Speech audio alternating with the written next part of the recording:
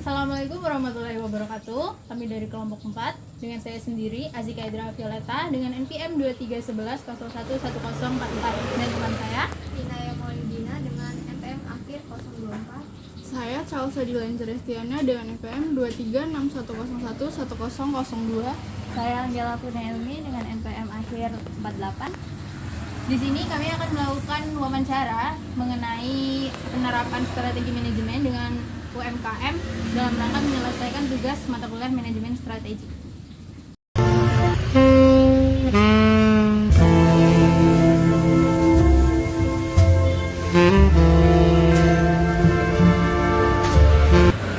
Halo, jadi di sini kita bersama Kak Niken selaku owner dari Nira Kitchen. Jadi di sini kita akan melakukan mengajukan beberapa pertanyaan untuk Kak Niken. Jadi Kak Niken ini apa sih usaha yang lagi dijalanin dan kira-kira apa motivasi mendirikan usaha tersebut? Aku lagi nyoba usaha di bidang F&B ya, termasuk ke makanan cepat saji, itu makanan Korea. Motivasi aku sih sebenarnya karena aku dituntut keadaan sih, soalnya disuruh untuk mandiri dari sekarang kebetulan aku juga kuliah sambil ngedirin. Oke, jadi kuliah sambil kerja gitu. Gitu. Oke. Kalau untuk target pelanggan sendiri, target kakak ini siapa? Usia muda atau gimana? Iya, targetnya untuk ke anak-anak muda sih, soalnya kan makanan Korea ya, jadi kayak orang-orang kan banyak sih anak muda sekarang yang K-popers atau apa itu kan suka tuh makanan Korea. Nah, makanya aku targetnya ke anak-anak muda. Oke, jadi itu seputar profil usaha. Terus masuk ke pertanyaan pertama, melihat ekonomi kita yang lagi agak nggak stabil lah kak sekarang, gimana cara kakak ini mempertahankan usaha di ekonomi yang lagi nggak stabil sekarang? Balik lagi sih, sebenarnya kita lebih ke inovasi untuk menunya ya. Jadi kalau menu kita tuh kalau bisa di kalangan menengah ke bawah atau menengah ke atas tuh semua bisa makan. Jadi mungkin lebih ke inovasi ke menunya ya, biar orang-orang tuh bisa terjangkau loh dengan keadaan ekonomi sekarang yang istilahnya sulit lah gitu. Terus kalau untuk menangani kenaikan harga bahan baku sendiri kakak gimana? Itu walaupun kita mungkin kenaikan bahan baku mungkin ya, mungkin kita lebih ke ngepres ke gini, misalnya bahan baku nih ayam ya, utamanya ayam gitu naik 3.000 4.000. Jadi yang kami press itu di modal di packagingnya. Jadi yang biasanya kita pakai kotak, kita juga pakai styrofoam yang agak jadi bawah, tapi jadi kualitasnya tuh masih tetap bagus loh makanan kita, tapi mungkin di packagingnya aja yang agak Jadi gitu siasatnya. Iya, siasatnya gitu. Terus cara kakak kayak bersaing dengan restoran yang udah besar kayak Mujige gitu-gitu? Sebenarnya gini ya, kalau memang mau disaingin sama perusahaan-perusahaan besar seperti itu, kita jauh kalah. Tapi balik lagi, ketika kita ngebangun sesuatu usaha, kita harus tahu dulu value suatu produk kita. Jadi kita mungkin banyak usaha besar yang dari model-model besar segala macam, tapi kan walaupun usaha kita kecil, kita harus punya value loh. Jadi orang-orang tuh kayak, oh ini walaupun kecil enak nih orang, jadi bisa balik lagi gitu lah. Terus kalau cara kakak mempertahankan pelanggan di tengah kayak banyak nih ya toko-toko Korean food juga itu kayak menangani kompetitor gitu ya. Kalau nangin kompetitor tuh biasanya balik lagi sih, produk kita ini pertama kita buat suatu produk itu kayak misalnya Nira Kitchen tuh jual kimbap yang apa gitu, jadi yang berkualitas atau yang apa. Jadi dari kata yang itu kita bisa keunggulan produk kita ini nih. Jadi walaupun ada kompetitor juga ya udah produk kita punya keunggulan masing-masing seperti itu. sekarang tuh kan banyak sih kak makanan tren Korea itu yang kayak makin terkenal gitu di Indonesia. Nah cara kakak menyesuaikan dirinya tuh gimana?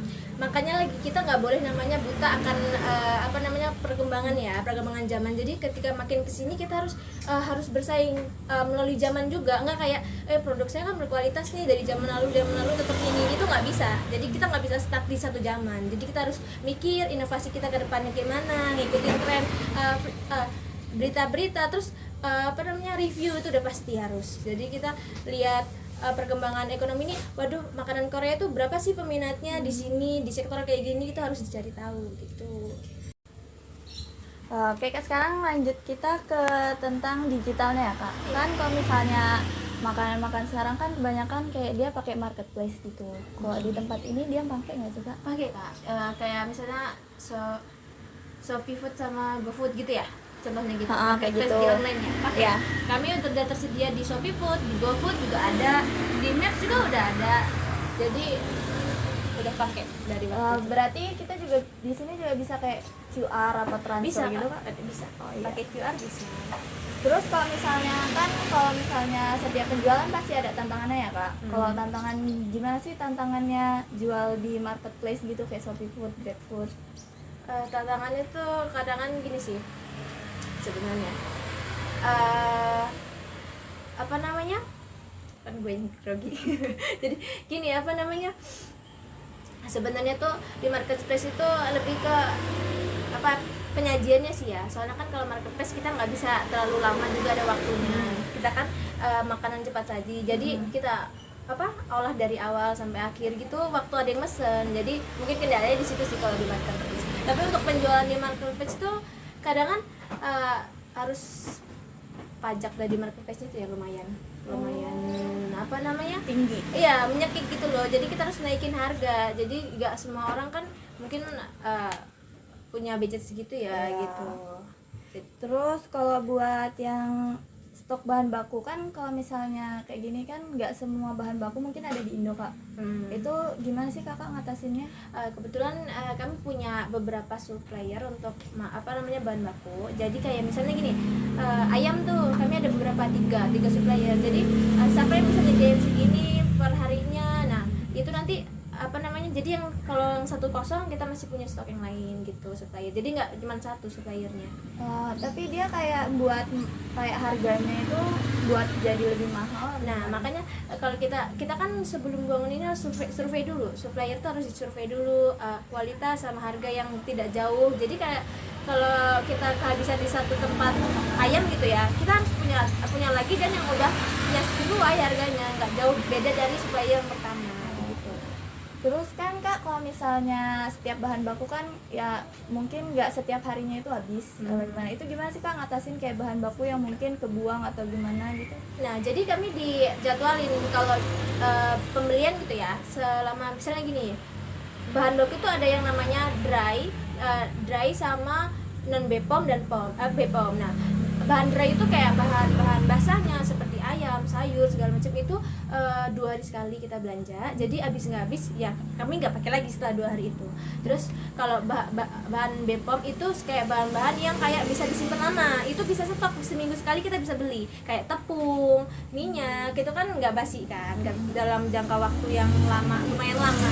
Terus yang non BPOM itu adalah barang-barang yang kayak misalnya gini, kotak, packaging segala macam, itu barang-barang non BPOM, jadi bisa dibeli sebulan sekali gitu, jadi di stok gitu. Nah, sekarang tuh ada nggak sih Kak kayak upaya pemerintah gitu untuk gimana ya ngedukung kayak usaha-usaha kecil kayak gini UMKM? Kalau mendukung tuh banyak, tapi benefit ke UMKM kecil seperti ini kayaknya kurang ya, kurang apa, terrealisir gitu maksudnya. Indonesia itu kan termasuk ke negara yang UMKM-nya lumayan banyak ya, tapi UMKM-nya stuck di menengah ke atas aja, menengah ke bawah aja gitu loh. Jadi benefitnya masih kurang menurutku untuk peran pemerintah untuk UMKM sekecil kayak kita ini gitu. Jadi belum banyak benefit yang Kakak terima dari itu. Terus apa harapan Kakak untuk usaha Kakak nih ke depannya gimana? Harapanku sih untuk usaha ini ya bisa punya ruko yang lebih besar lagi, amin gitu.